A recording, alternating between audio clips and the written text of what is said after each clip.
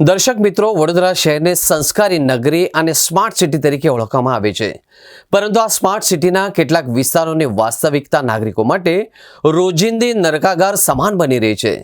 ખાસ કરીને વડોદરાના વ્યસ્ત વિસ્તાર ગણાતા જેતલપુર ગરનાળાની હાલત એટલી દયનીય બની ગઈ છે કે હવે સ્થાનિક લોકો અને વાહન ચાલકો તેને ગરનાળા કરતા ખાડાનું ગરનાળું તરીકે વધુ ઓળખવા લાગ્યા છે। જેતલપુર ગરનાળાથી પસાર થવું એટલે જાણે કોઈ ખાડાની રેસમાં ભાગ લેવા જેવું છે।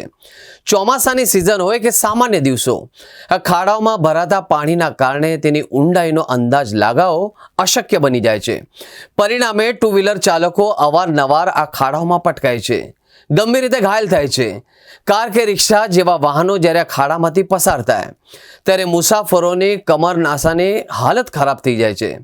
સિનિયર સિટીઝનો અને કમર કે પીઠના દર્દીઓ માટે આ રસ્તેથી નીકળવું એટલે સીધી હોસ્પિટલની મુલાકાત।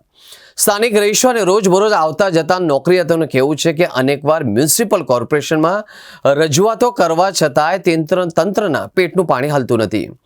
કાગળ પર મોટા મોટા વિકાસના દાવા કરતું તંત્ર જમીની હકીકતથી આંખ આડાકાન કરી રહ્યું છે। રાત્રિના સમયે પૂરતા અજવાળાના અભાવે ખાડા ન દેખવાથી અકસ્માતની સંભાવના અને ઘણી વધી જાય છે।